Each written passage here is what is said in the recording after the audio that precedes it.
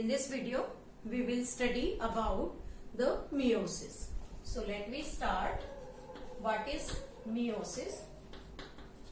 Meiosis is the process in which chromosome number reduced to half. Chromosome number reduced to half. Means meiosis की अगर हम बात करें तो it always takes place in diploid organism. 2n cell में हमेशा meiosis start होता है and this 2n cell produce two daughter cell, but these two daughter cells have the half number of chromosome with respect to their parent. Parent के respect में अगर हम देखें तो पेरेंट के पास यहाँ 2n नंबर ऑफ क्रोमोसोम है, बट जो डॉटर सेल्स बनती हैं, these daughter cells have the n number of chromosome and we can say that this meiosis always exist in the diploid organism. तो यहाँ हमने कहा कि क्रोमोसोम नंबर हाफ हो गया, तो हम कह सकते हैं कि डिप्लॉइड ऑर्गेनिज्म से डिप्लॉइड सेल हमेशा हैप्लॉइड सेल प्रोड्यूस करती है. हैप्लॉइड सेल, और इस हैप्लॉइड सेल का मेन क्या यूज है बॉडी में, तो हम अगर बात करें in plants and animals, both in दोनों के अंदर प्लांट और एनिमल दोनों में जनरली जब हम गैमेटोजेनेसिस को डिस्कस करते हैं, gametogenesis, this gametogenesis process helps in formation of gametes, helps in formation of gamete. Gamete formation में हेल्प करता है. तो जब गैमीट फॉर्मेशन होता है तो हमेशा मियोटिक डिवीजन होगा. मियोसिस क्यों होता है, गैमीट डायरेक्टली माइटोसिस से क्यों नहीं बनते? इसका रीजन है कि अगर 2n नंबर की सेल 2n नंबर का ही गैमीट प्रोड्यूस कर दे, सपोज दैट ये गैमीट बना और सेम ये मान लो मेल फीमेल पेरेंट है, एक हम मेल पेरेंट ले लेते हैं, 2n नंबर इंडिविजुअल ने 2n नंबर का ही गैमीट प्रोड्यूस कर दिया. तो यहाँ हम क्या देख रहे हैं कि माइटोटिक डिवीजन हो रहा है. अगर ये सिचुएशन बनती है तो ये गैमीट फर्दर क्या करेंगे, फर्टिलाइजेशन, और फर्टिलाइजेशन का रिजल्ट क्या होगा, it will produce 4n number of individual. लेकिन ये 4n नंबर ना तो इस फीमेल से मैच करेगा और ना ही इस मेल से, इसलिए इस टाइप का जो प्रोसेस है वो गैमीट फॉर्मेशन के दौरान नहीं होता. तो जनरली इसमें क्या होगा, हमेशा मियोटिक डिवीजन होगा in which the fertilisation restore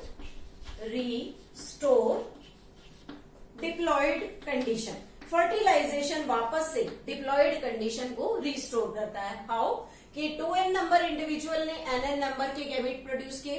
this condition is for animal and plant both, as well as हम कहें कि एनिमल प्लांट में हम ले तो मेल और फीमेल सेक्स ऑर्गन में सिमिलर कंडीशन होती है. और जब ये गैमीट आपस में फ्यूज करेंगे तो फर्दर ये 2n नंबर का इंडिविजुअल प्रोड्यूस करते हैं. इसलिए हम कह सकते हैं कि मियोटिक डिवीजन से गैमीट फॉर्मेशन होती है जो कि n नंबर प्रोड्यूस होगा, और फर्टिलाइजेशन उस प्लॉइडी कंडीशन को अगेन रीस्टोर करने में हेल्प करता है. तो इससे ये कह सकते हैं कि बॉडी जो वेरिएशंस हैं वो तो आएंगी, लेकिन रिप्रोडक्शन के पार्ट पर, सेक्सुअल रिप्रोडक्शन की अगर बात करें तो उसमें मियोसिस का होना बहुत ज्यादा जरूरी है. अब बात करते हैं कि जब मियोसिस को डिस्कवर किया गया तो इस मियोसिस टर्म को किसने कॉइन किया था. The term is coined by Farmer and Moore. बहुत बार कॉम्पिटिटिव एग्जाम्स में क्वेश्चंस किए जाते हैं, who coined the term meiosis. तो फार्मर और मूर नाम के साइंटिस्ट ने इस मियोसिस टर्म को रिकॉग्नाइज किया. नेक्स्ट आता है कि जो मियोसिस है उसे हम कितने पार्ट्स में देख सकते हैं. तो मियोसिस के जनरली 2 पार्ट्स हैं. What are these 2 parts? We will study about them. This is the meiosis first and meiosis second. 2 parts में मियोसिस को डिवाइड किया है, meiosis first and meiosis second. This meiosis first is known as heterotypic and reduction reductional division, heterotypic और reductional division हम इसे कहते हैं। लेकिन जो मियोसिस 2 है it is known as homotypic and equational division. Why they are named so? Because when we talk about the meiosis first, then what will happen here?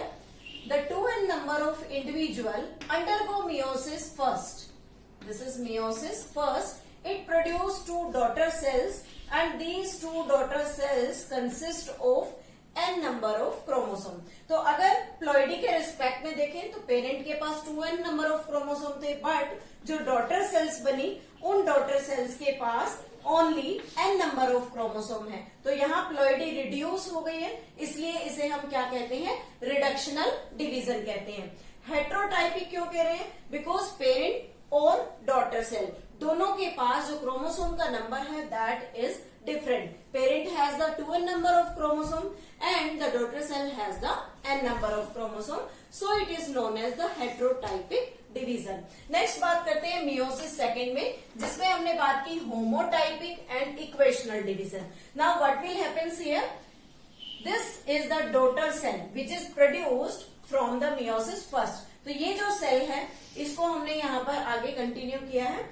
इस daughter cell का ploidy number यहाँ represent कर रहे हैं, N number है।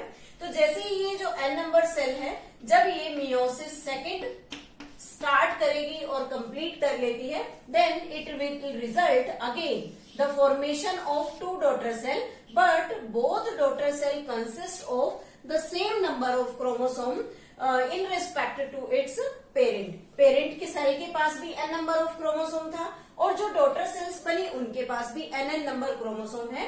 Similar chromosome ploidy होने की वजह से इसे क्या कहते हैं? होमोटाइपिक सेल डिवीजन, या हम कह सकते हैं इक्वल डिस्ट्रीब्यूशन हो रहा है क्रोमोसोम का, तो इसे क्या कहेंगे? That is known as the equational division. अब बात आती है कि इसमें कितनी डॉटर सेल्स की फॉर्मेशन होती है। तो जब हम यहाँ बात कर रहे थे कि एक 2n सेल से 2 डॉटर सेल्स बनी, और अगर इन दोनों डॉटर सेल्स का डिवीजन मियोसिस 2 हम यहाँ शो करें, that is meiosis 2, then this meiosis 2 after completion producing the 4 daughter cells. यहाँ पर 4 डॉटर सेल्स की फॉर्मेशन हो रही है। एक चीज और हम कह सकते हैं कि जो मियोसिस 2 है, this meiosis 2 is similar to the mitosis. Meiosis 2 जो है वो माइटोसिस से बिल्कुल सिमिलर है। क्यों? क्योंकि माइटोसिस में भी हमेशा इक्वेशनल डिवीजन होता है। अगर 2n इंडिविजुअल है तो उससे बनने वाली डॉटर सेल में भी 2n नंबर ऑफ क्रोमोसोम होंगे। अगर n नंबर सेल है तो उससे जो गैमीट बनेगा या जो भी जो न्यू बॉडी बनेगी उसमें n नंबर ऑफ क्रोमोसोम होगा। तो यहाँ पर n के रिस्पेक्ट में हम देख रहे हैं कि जितना क्रोमोसोम नंबर पेरेंट के पास है वही क्रोमोसोम नंबर ये अपनी डॉटर सेल में ट्रांसफर करता है, एंड रिजल्ट क्या रहता है? 4 डॉटर सेल्स यहाँ प्रोड्यूस होती है। But one main important thing is that कि ये जितने भी 4 डॉटर सेल्स हैं अभी यहाँ हमें ये सिमिलर दिख रही हैं, लेकिन जब हम इन्हें डिटेल में स्टडी करेंगे तो ये देखेंगे कि these 4 daughter cells are different from each other, they are not similar, these cells different from each other. लेकिन जब हम माइटोसिस पढ़ते हैं तो माइटोसिस में जो भी सेल बनती है with respect to its parent, ये सभी क्रोमोसोम नंबर, स्ट्रक्चर उन सभी के अंदर सिमिलर होती है। तो that is the basic difference between the mitosis and meiosis. Meiosis में 4 डॉटर सेल्स हैं and 4 cells are variant from each other, but mitotic division के बाद जो सेल्स प्रोड्यूस होती हैं daughter cell, they are similar. Next thing is about the meiosis first is the only the segregation of chromosome, only segregation of chromosome takes place। सिर्फ यहाँ पर segregation होता है क्रोमोसोम का, कंप्लीट डिवीजन क्रोमोसोम में नहीं होगा। लेकिन जब हम मियोसिस सेकंड की बात करते हैं तब हम कहते हैं कि इसमें सेंट्रोमेरी ब्रेक होती है, centromere will break results into the separation of chromatids। यहाँ पर सेपरेशन होगा, सेपरेशन ऑफ क्रोमेटिड्स, और क्रोमेटिड्स यहाँ सेपरेट हो जाएंगे। तो इस तरीके से हम देख सकते हैं कि बेसिकली मियोसिस 1 और मियोसिस 2 में क्या डिफरेंसेस है। अब आगे जब हम इसे डिटेल में स्टडी करेंगे तो पढ़ेंगे कि मियोसिस 1 में अगेन 4 फेजेस होंगे। Prophase which we can detect by writing the number, prophase 1, then metaphase 1, anaphase 1 and telophase 1। इस तरीके से यहाँ पर कंप्लीट मियोसिस होता है। मियोसिस 2 में अगेन सेम प्रोसेस है, but prophase 2, metaphase 2, anaphase 2 and telophase 2। इस तरीके से हम इन्हें स्टेप्स में डिवाइड कर सकते हैं। But again the basic difference between these two, meiosis 1 जो है वो लॉन्गर प्रोसेस है and meiosis 2 is the shorter process. ऐसा क्यों है कि जो मियोसिस 1 का जो प्रोफेज 1 है ये सबसे बड़ा फेज होता है, क्योंकि इसमें फर्दर 5 डिफरेंट फेजेस हैं जो कैरियोकाइनेसिस के 4 फेजेस में प्रोफेज में सबसे ज्यादा होते हैं। तो इन सभी के बारे में हम डिटेल में नेक्स्ट वीडियो में स्टडी करेंगे। With this, the introduction of the meiosis is completed.